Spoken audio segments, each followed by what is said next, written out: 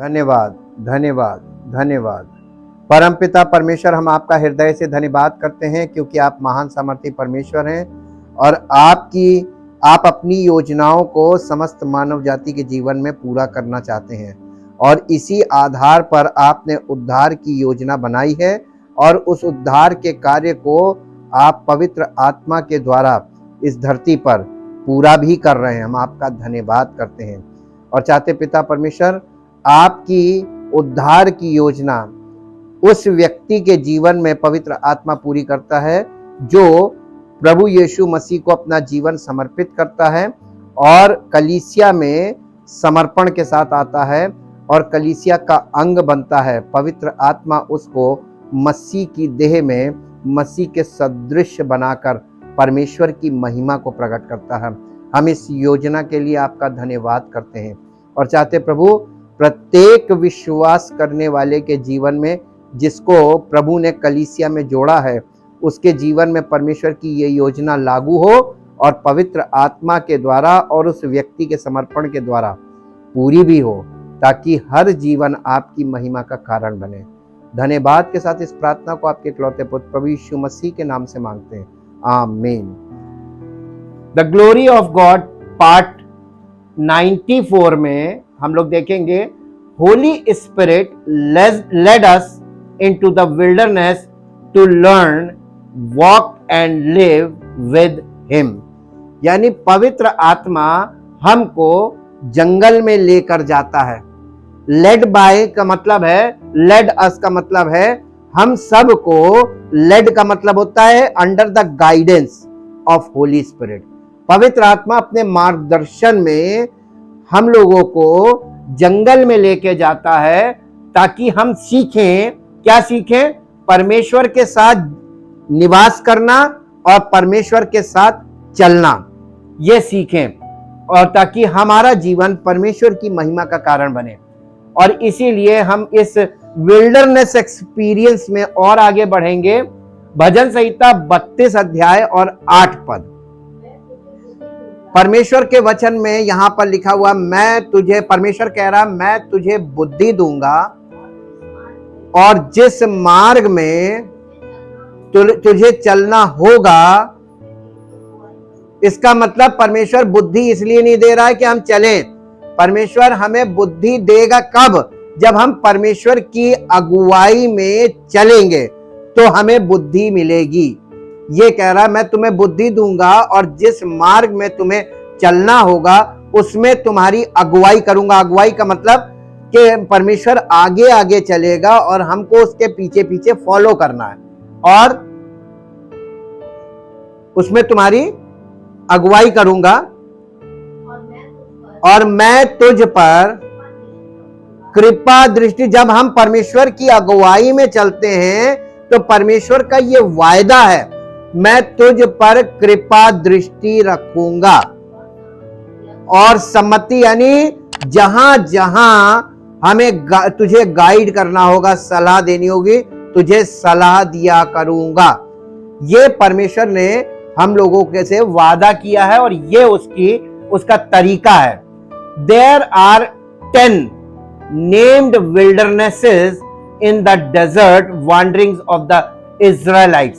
Israeli लोग जिस लाल समुद्र पार करके और यर्दन के तट तक, जहां से यरूशलेम शुरू होता है, प्रॉमिस लैंड शुरू होता है, वहां तक के पूरे सफर में 10 जंगलों में से निकले थे। 10 जंगलों में ये गए थे।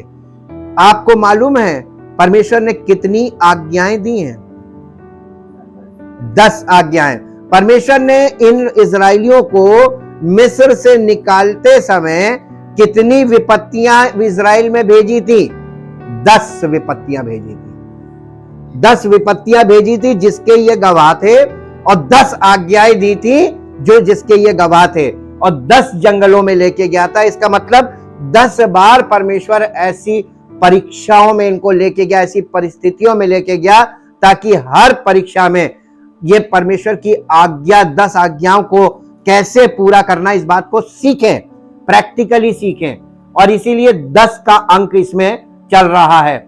इस बात को कंफर्म करने के लिए मेरे साथ पद पढ़िए, गिनती की पुस्तक 14 अध्याय 21, 22 और 23 पद। परंतु परमेश्वर कह रहा है, परंतु मेरे जीवन, यानी परमेश्वर अपनी कसम खाकर कह रहा है, अपनी शपथ खाकर कह रहा है, परंतु मेरे जीवन की शपथ सचमुच सारी पृथ्वी प्रभु की महिमा से परिपूर्ण हो जाएगी। उन सब लोगों ने जिन्होंने मेरी महिमा मिस्र देश में और जंगल में देखी थी और मेरे किए हुए आश्चर्य कर्मों को देखने पर भी 10 बार मेरी परीक्षा की। यानी इजराइलियों ने परमेश्वर की परीक्षा कितनी बार की? 10 बार। इसका मतलब हर जंगल में वो परमेश्वर को परख रहे थे और परमेश्वर उन्हें परख रहा था।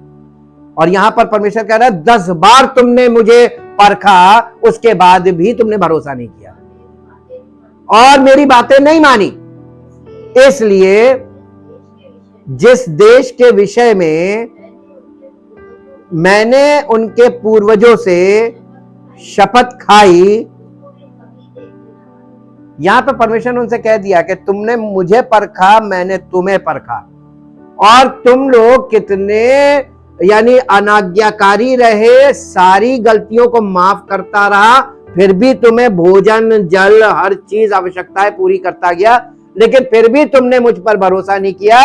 अब परमेश्वर ने यह निर्णय किया कि तुम उस देश में प्रवेश नहीं करने पाओगे, और जैसा बोला था ये प्रवेश नहीं करने पाए जी। अर्थात जितनों ने मेरा अपमान किया उनमें से कोई भी उस कंट्री को या परमेश्वर के राज्य को, उस जमाने में प्रॉमिस लैंड था, आज किंगडम ऑफ गॉड है। हम लोग भी सेम ऐसा ही कर रहे हैं, परमेश्वर को परखने में लगे पड़े हैं और भरोसा बिल्कुल नहीं करते हैं, विश्वास नहीं करते, परमेश्वर के वचन को ग्रहण नहीं करते, परमेश्वर के वचन को फॉलो नहीं करते, अपने जीवन में यानी करेक्शन नहीं करते। ये सारे काम जैसे वो कर रहे थे हम भी कर रहे हैं, और इसीलिए लोग परमेश्वर के राज्य में प्रवेश नहीं पाएंगे, क्योंकि परमेश्वर ने यहाँ उनके लिए जो सजा ठहराई थी वो इटर्नल है। परमेश्वर की बोली इटर्नल है, जो उसने एक के लिए बोला वो सबके लिए बोला, और जो कुछ इजरायलियों के साथ बोला वो सब कलीसिया पे भी लागू होता है, क्योंकि हम स्पिरिचुअल इजराइल है। तो स्पिरिचुअली वो हमारे जीवन में भी वैसे ही एज इट इज काम करेगा जैसा उनके लिए फिजिकली कर रहा था। We can learn from our wilderness experiences. हम अपने जंगल के अनुभव से सीख सकते हैं। कैसे? हमको देखिए सीखना है। After a new revelation, a new test will often follow. हर बार जब आपको परमेश्वर एक नया प्रकाशन देगा, उस प्रकाशन के तुरंत बाद आपको एक नए परीक्षा में से होकर प्राय जाना पड़ेगा। सामान्यतः यानी अधिकतर ऐसा होगा कि जब आपको कोई प्रकाशन मिलेगा उसके बाद तुरंत परीक्षा आएगी। नया प्रकाशन, नई परीक्षा। और इस चीज का आप लोग अनुभव कर रहे होंगे, जब आप परमेश्वर के वचन का प्रकाश पा रहे हैं, उसी से संबंधित परीक्षा में भी आप जाते हैं। जैसे ही आप यहां पे सुनते हैं वैसे ही आप परीक्षा में पड़ जाते हैं। इसीलिए हम जब इसको देखेंगे एज जीसस, जैसे यीशु मसीह को हम इसमें लेते हैं कि यीशु मसीह के साथ क्या हुआ था। सूनर हैड ही हर्ड, यानी जैसे ही यीशु मसीह ने स्वर्गीय आवाज को सुना था, और वो स्वर्गीय आवाज क्या थी? मेरे बेटे तुम मेरे प्रिय हो। लूका रचित सुसमाचार उसका 21 और 22 पद पढ़िए। लूका रचित सुसमाचार 3 अध्याय उसका 21 और 22 पद। जब सब लोगों ने बपतिस्मा लिया और यीशु भी बपतिस्मा लेकर प्रार्थना कर रहा था, तो आकाश खुल गया और पवित्र आत्मा शारीरिक रूप से कबूतर के समान किस पर? और बाकी लोगों ने भी बपतिस्मा लिया था, किसी पर नहीं उतरा जी। और उसी समय ये आकाशवाणी हुई, तू मेरा प्रिय पुत्र है, मैं तुझसे प्रसन्न हूं। ये किसकी आवाज थी?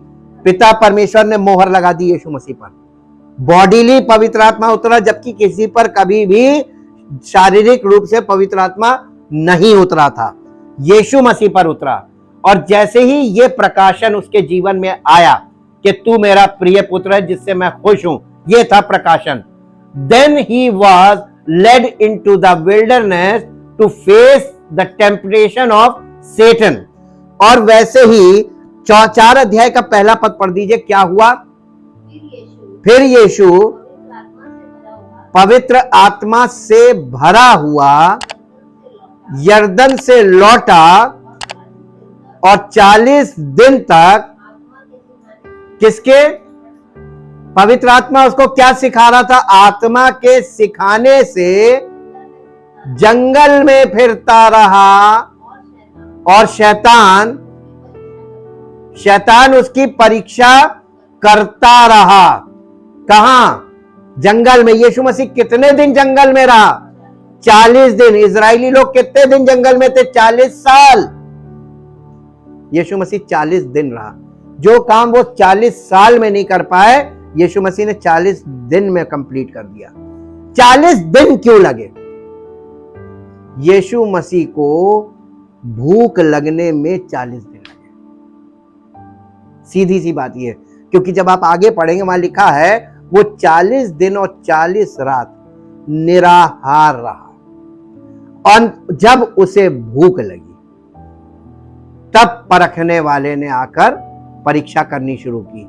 इसका मतलब यीशु मसीह 40 दिन 40 रात उसको भूख ही नहीं लगी, क्योंकि पवित्र आत्मा के सिखाने से वो जंगल में गया था।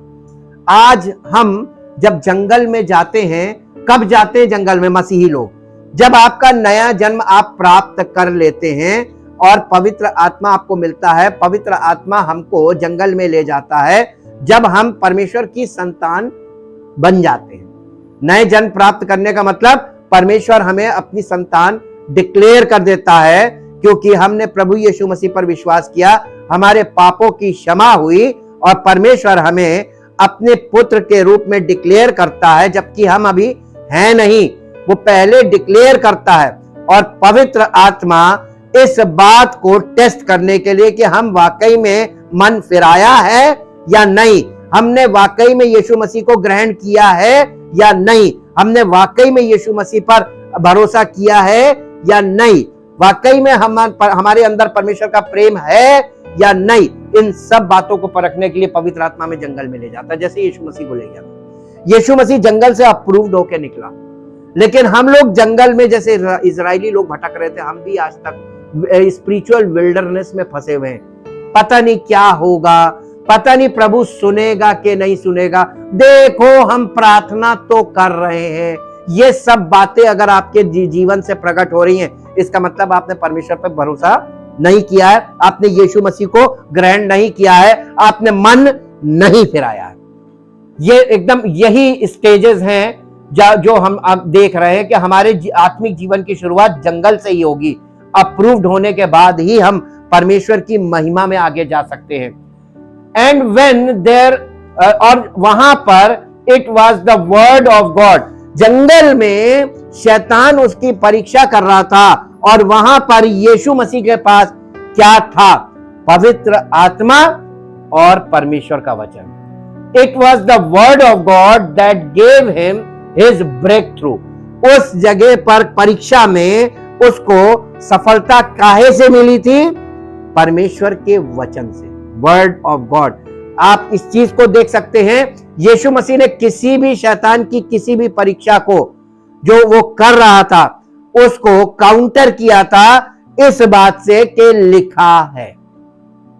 लिखा है का मतलब परमेश्वर के लिखित वचन से यीशु मसीह जवाब दे रहा था। लिखा है, लिखा है और ये भी लिखा है। जब शैतान भी वचन से कंफ्यूज करने लगा रिटन वर्ड से, तब यीशु मसीह ने कहा ये भी लिखा है, ये बुद्धि उसको कहां से मिली? पवित्र आत्मा से। आज भी लोग आपको बोलेंगे बाइबल में ये लिखा है, पवित्र आत्मा आपको बुद्धि देगा कि आप जवाब दे कि ये भी लिखा है। ठीक, तो हर लिखे हुए को राइट कॉन्टेक्स्ट में आपको समझना है और उसको ग्रहण करना है। ब्रेक इफिसियों की पत्री उसका 3 अध्याय उसका 20 पद पढ़िए। अब जो ऐसा सामर्थी है कि हमारी विनती यानी हमारी प्रार्थना से और हमारी समझ से कहीं अधिक, इसका मतलब हमारी विनती और प्रार्थना ज्यादा काम नहीं करेगी, बहुत लिमिटेड है। हमारी समझ भी लिमिटेड है और हमारी प्रार्थना भी लिमिटेड है। और अब जो ऐसा सामर्थी है जो हमारी विनती और प्रार्थना से कहीं अधिक काम कर सकता है, उस सामर्थ्य के अनुसार जो हम में कार्य करता है। हमारे अंदर कौन सी सामर्थ्य काम कर रही है? पवित्र आत्मा। जब पवित्र आत्मा हमारे अंदर काम कर रहा है तो विनती और कल्पना से बढ़कर काम हमारे जीवन में होना चाहिए। आपने प्रार्थना किया कि बुखार चला जाए, तो अन्य जाति के लोग तो दवाई खा लेते, बुखार उतर जाता। ये कौन सा बड़ा काम है? ये छोटे छोटे काम तो सब लोगों के जीवन में हो रहे, यानी मेडिकल साइंस भी बड़े बड़े आश्चर्य कर्म कर रही है। आपके जीवन में जब तक वो काम नहीं होता जो दुनिया में कोई ना कर सके, असंभव को संभव, तब कहते हैं ये परमेश्वर का किया। और ये प्रार्थना से नहीं होता है, ये परमेश्वर की मर्जी में जब आप जाते हैं तब परमेश्वर आपके जीवन में अपनी महिमा को प्रकट करने के लिए ऐसे कार्य करता है। इसको इंग्लिश में देखेंगे, 3 अध्याय का 20 पद हम इंग्लिश में देखेंगे और यहां पर यूं लिखा हुआ है, 3 अध्याय इफिसियों की पत्री 3 अध्याय और उसका 20 पद।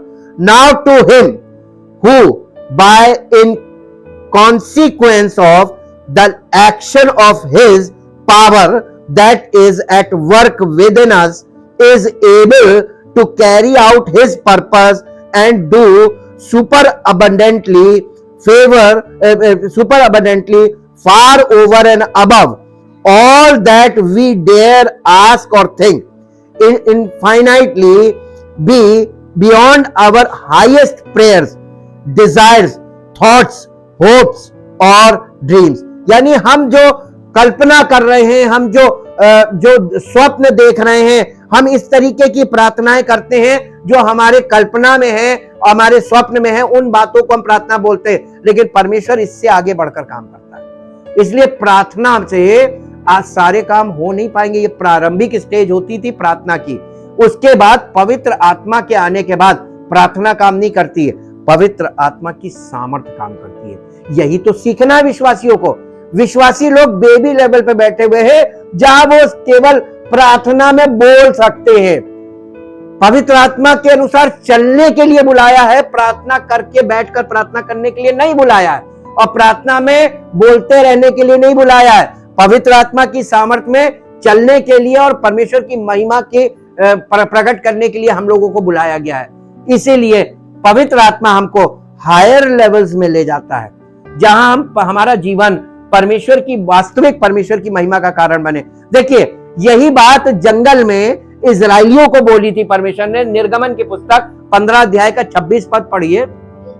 यदि तू, परमेश्वर ने वहां पहला ही जंगल में जब थे तो परमेश्वर ने इनसे बोला था कि यदि तू अपने परमेश्वर यहोवा का वचन कैसे सुने, तन से भी सुने और मन से भी सुने।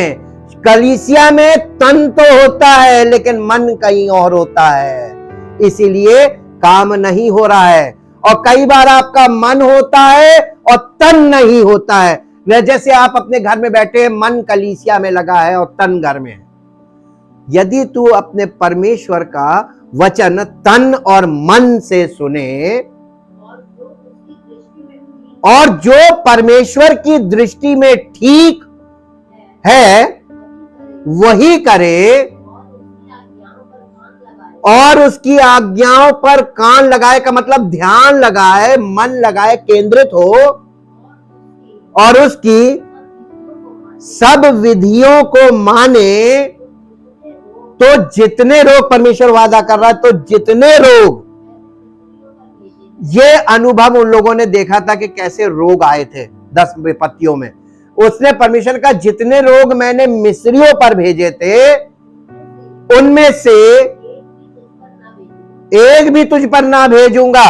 अब आप एक बात बताइए, जब परमेश्वर ने शुरुआत में ही उनसे कह दिया कि अगर तुम सही तरीके से चलोगे और मेरी दृष्टि में जो उचित है वो करोगे, तो आप बताइए कलीसिया में वो लोग जो परमेश्वर की इच्छा के अनुसार जीवन व्यतीत करना चाह रहे, जब वो लोग आए तो क्या हीलिंग मीटिंग और हीलिंग प्रेयर की जरूरत होगी?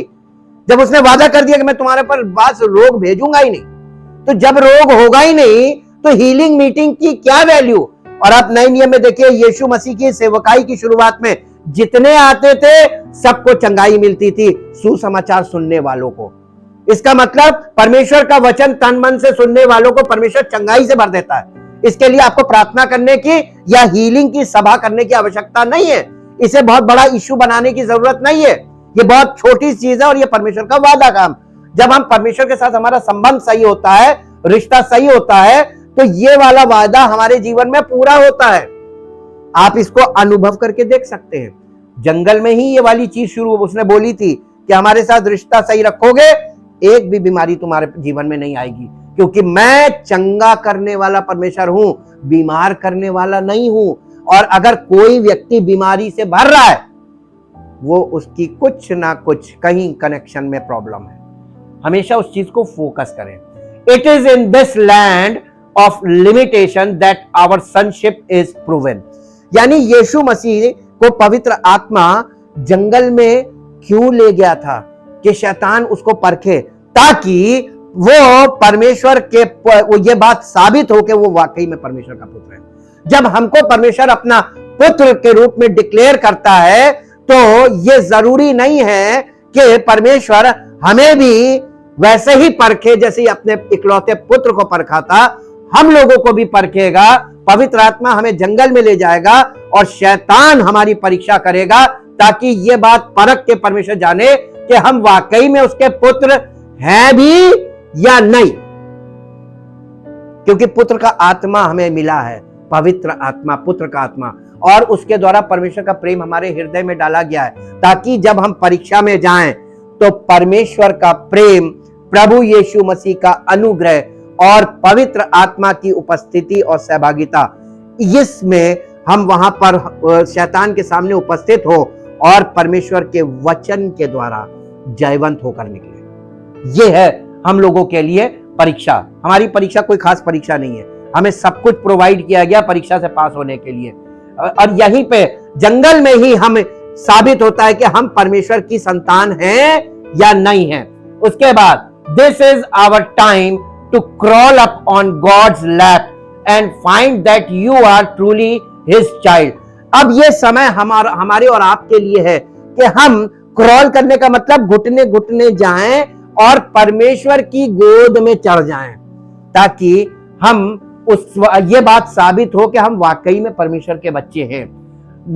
नथिंग विल हार्म यू, आपको कोई चीज नुकसान नहीं पहुंचाएगी परमेश्वर की ओर बढ़ने में। When you find your place there, जब आप परमेश्वर की गोदी में स्थान पाएंगे, place there, seated with him on his throne, यानी आप यीशु मसीह के साथ सिंहासन पे बैठ गए in the heavenly places, स्वर्गीय स्थानों में। कलीसिया का मतलब क्या है मालूम है? कलीसिया जमीन पर नहीं है। परमेश्वर के दृष्टिकोण से कलीसिया के अंदर स्वर्गीय स्थान है, हेवनली रेल्म है, क्योंकि यहां पर प्रेजेंस ऑफ गॉड होती है और यहीं पर वर्ड ऑफ गॉड होता है, लिविंग वर्ड ऑफ गॉड। इसीलिए इफिसियों की पत्री 2 अध्याय उसका 1 से 7 पद तक पढ़िए। उसने तुम्हें भी जिलाया जो अपने अपराधों और पापों के कारण मरे हुए थे, जिनमें तुम पहले इस संसार की रीति पर और आकाश के अंधकार के हाकिम, आकाश के अधिकार के हाकिम अर्थात उस आत्मा के अनुसार चलते थे जो अब भी आज्ञा ना मानने वालों में कार्य करता है। इनमें हम भी सबके सब पहले अपने शरीर के लालसाओं में दिन बिताते थे और शरीर और मन की इच्छाएं पूरी करते थे और अन्य लोगों के समान स्वभाव ही से क्रोध की संतान थे। परंतु परमेश्वर ने जो दया का धनी है अपने उस बड़े प्रेम के कारण जिससे उसने हमसे भी प्रेम किया, जब हम अपराधों के कारण मरे हुए थे तो हमें मसीह के साथ जिलाया। अनुग्रह ही से तुम्हारा उद्धार हुआ है और मसीह यीशु में उसके साथ उठाया और कहां? स्वर्गीय स्थानों में उसके साथ बिठाया। यही तो वो कह रहा है कि वो अपनी उस कृपा से जो मसीह यीशु में हम पर है, आने वाले समयों में अपने अनुग्रह का असीम धन दिखाए। ये वो दिखाना मांग रहा पूरी दुनिया को कि ये देखो, ये मेरे पिता के लोग हैं जो मसीह में हैं और इनका परिवर्तित जीवन, ट्राइड एंड टेस्टेड लाइफ, ये परमेश्वर की महिमा का कारण होती है। तो हमारा जीवन जब तक ट्राइड एंड टेस्टेड नहीं है, और ट्राइड एंड टेस्टेड के लिए परमेश्वर कहां ले जाता है? जंगल में। और जंगल किसको पसंद है? किसी को नहीं। अब मैं आपको आज इसका एग्जाम्पल दिखाता हूं 2 नए नियम में। मेरे साथ निकालिए प्रेरितों के काम और उसका 10 अध्याय का 9 पद से पढ़िए। ऊपर हेडिंग होगी पतरस का दर्शन, रेवलेशन टू द पीटर जी। दूसरे दिन जब वे चलते चलते नगर के पास पहुंचे तो दोपहर के निकट पतरस छत पर प्रार्थना करने चढ़ा।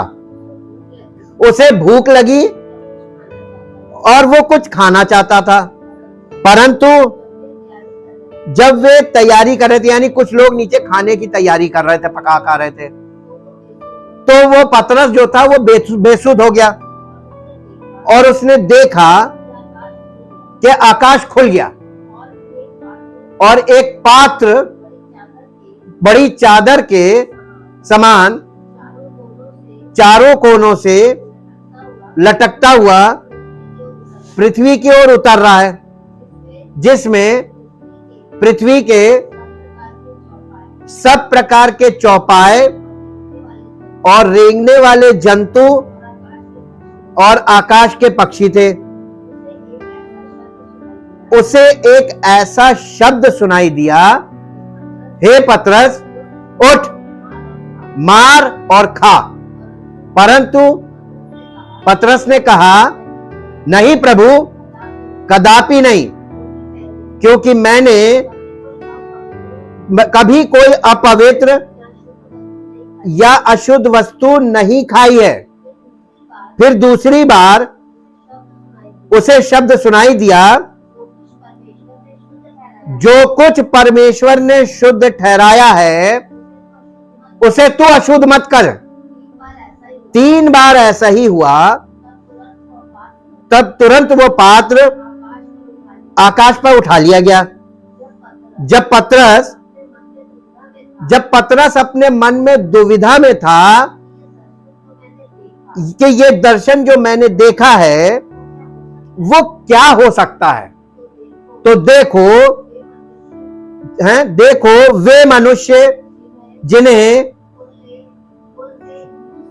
कुरनेलियस ने भेजा था, शमौन के घर का पता लगाकर द्वार पर आ खड़े हुए और पुकार कर पूछने लगे, क्या शमौन जो पतरस कहलाता है यहीं पर वो मेहमान बन के आया, यहीं का अतिथि है? पतरस तो उस दर्शन पर सोच ही रहा था कि आत्मा ने यानी पवित्र आत्मा ने उससे कहा, देख 3 मनुष्य तेरी खोज में हैं।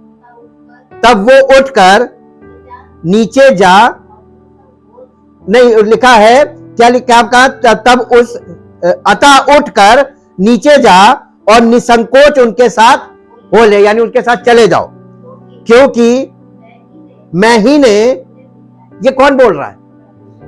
ये यीशु मसीह बोल रहा है, मैंने ही उन्हें भेजा है जी। तब पतरस ने उतरकर उन मनुष्यों से कहा, देखो जिसकी खोज तुम कर रहे हो मैं वही हूं, वो मैं ही हूं। तुम्हारे आने का क्या कारण है, क्यों आए हो जी?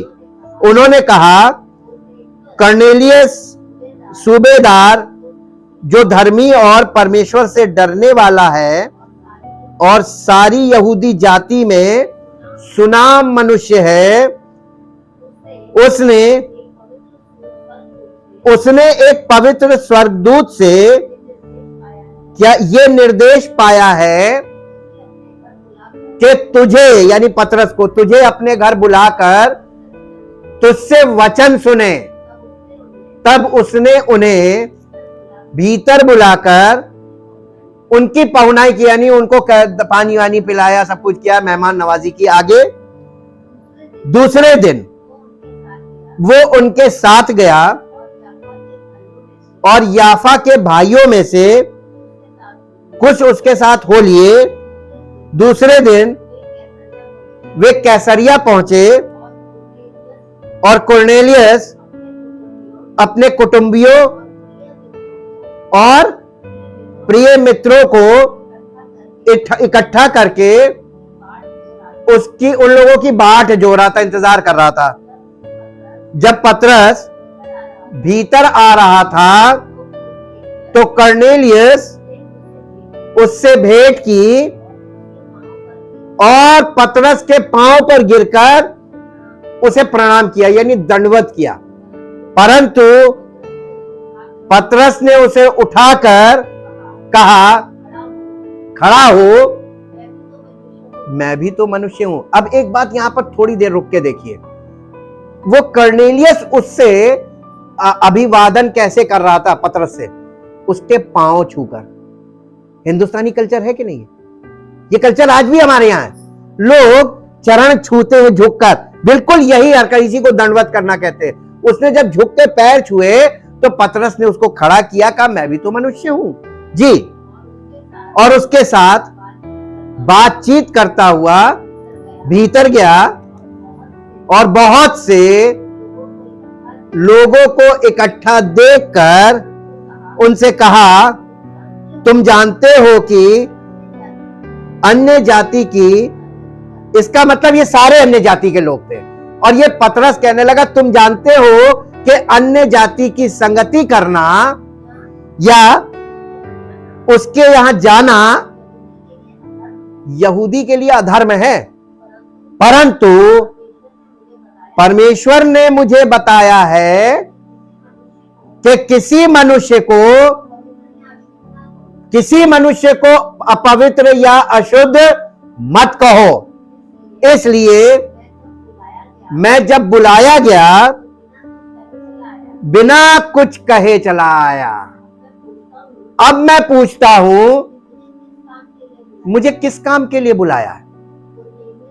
कर्नेलियस ने कहा, इसी घड़ी पूरे 4 दिन हुए हैं, मैं अपने घर में तीसरे पहर प्रार्थना कर रहा था, तो देखो एक पुरुष चमकीला वस्त्र पहने हुए मेरे सामने आ खड़ा हुआ और कहने लगा, हे कुरनेलियस, तेरी प्रार्थना सुन ली गई और तेरे दान परमेश्वर के सामने स्मरण किए गए। इसका मतलब दो चीजें परमेश्वर तक पहुंचती है। एक, जब आप परमेश्वर को पुकार रहे होते, प्रभु मदद कर, हमको छुटकारा दे, उद्धार कर, ये प्रार्थना वहां पर सुनी जाती है, आपकी दुहाई, और दूसरी आपकी भेंट वहां पर ग्रहण की जाती है। इसलिए किसी को याफा भेजकर शमौन को, जो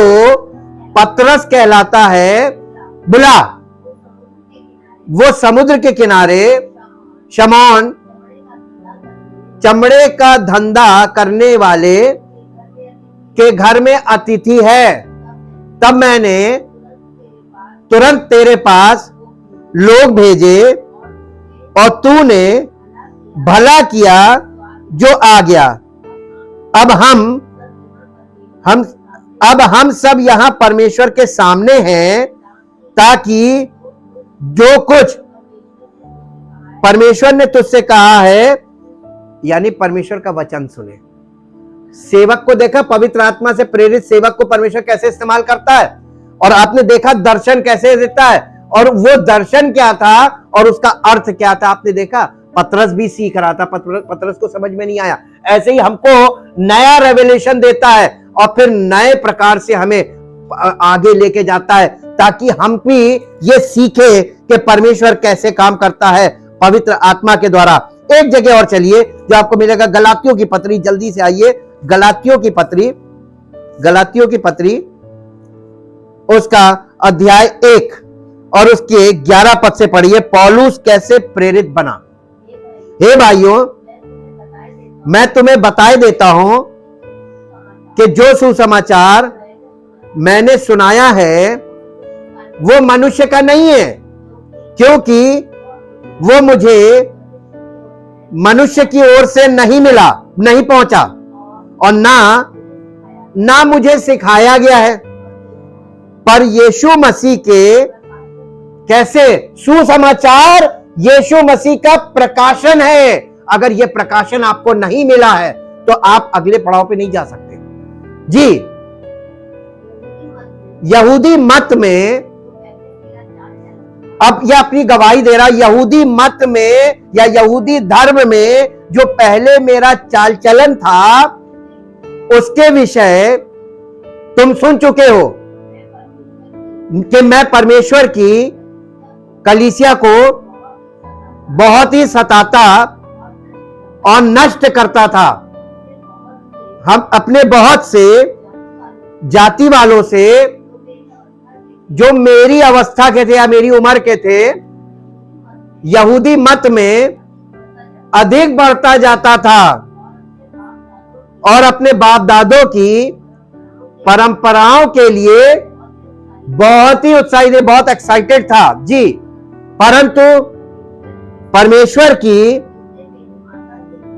जिसने मेरी माता के गर्भ ही से मुझे ठहराया और अपने अनुग्रह से बुला लिया, जब इच्छा हुई कि मुझ में अपने पुत्र को प्रकट करे कि मैं अन्य जातियों में उसका सुसमाचार सुनाऊं, तो ना मैंने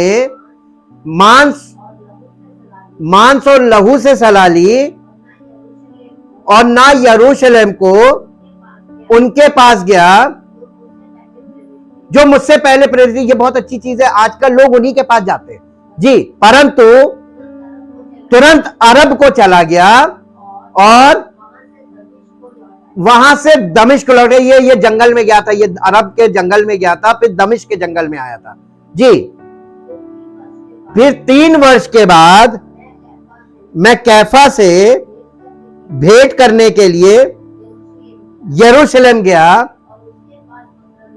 और उसके पास, ये कैफा कौन है मालूम? पतरस। जी, परंतु प्रभु के भाई याकूब, यीशु मसीह का भाई था, प्रभु के भाई याकूब को छोड़ और प्रेरितों में से किसी से ना मिला। जो बातें मैं तुम्हें लिखता हूं, देखो परमेश्वर को उपस्थित जानकर कहता हूं कि वो झूठी नहीं है। इसके बाद मैं सीरिया और किलिकिया के प्रांतों में आया, पर यहूदिया की कलीसियाओं ने जो मसीह में थी मेरा मुंह कभी नहीं देखा था, परंतु यही सुना करती थी वो कलीसिया के लोग यही सुना करते थे कि जो हमें पहले सताता था वो अब उसी विश्वास का सुसमाचार सुनाता है जिसे पहले नाश करता था, और वे मेरे विषय में वो कलीसियाएं मेरे विषय में परमेश्वर की महिमा करती थी। किसकी महिमा हो रही थी? सेवक की कि प्रभु की? परमेश्वर की महिमा होनी है। यीशु मसीह भी कहता मेरी महिमा मत करो, पिता की महिमा करो, और पिता है जो सब कुछ करवा रहा है, और पुत्र के द्वारा और पवित्र आत्मा के द्वारा। Thank you, thank you, thank you Lord. परम पिता परमेश्वर अपना समर्पण करते हैं संपूर्ण मन से, तन मन को अपने पूरे आपके सुपुर्द करते हैं, सरेंडर करते हैं पिता परमेश्वर, और चाहते हैं आपकी एक एक इच्छा को हम समझें और उस इच्छा को, वो इच्छा हमारी इच्छा बन जाए और हमारी इच्छा हमारे जीवन से मिट जाए। हम अपनी इच्छाओं को मिटाएं, आपकी इच्छा में आगे बढ़ें, ताकि आपकी सामर्थ हमारे जीवन में प्रकट हो, आपकी मर्जी पूरी हो, ताकि आपकी महिमा प्रकट हो। सारी महिमा आपको मिले। इस प्रार्थना को आपके इकलौते पुत्र प्रभु यीशु मसीह के नाम से मांगते हैं, आमीन। Praise the Lord.